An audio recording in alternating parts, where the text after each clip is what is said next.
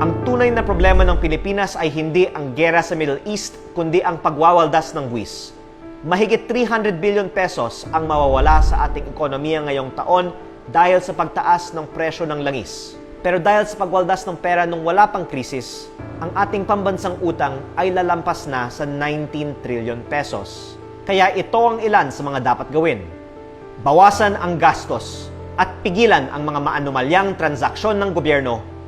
Pababain ang VAT at palitan ito ng mga mas progresibong buwis.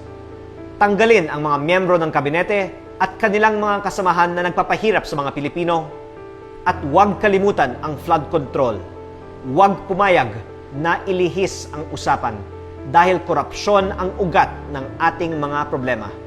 Hindi man kontrolado ng gobyerno ang presyo ng langis, kontrolado ng gobyerno ang paggastos at buwis.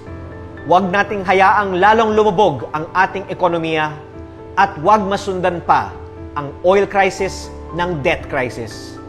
Itigil ang pagwawaldas ng pera ng bayan.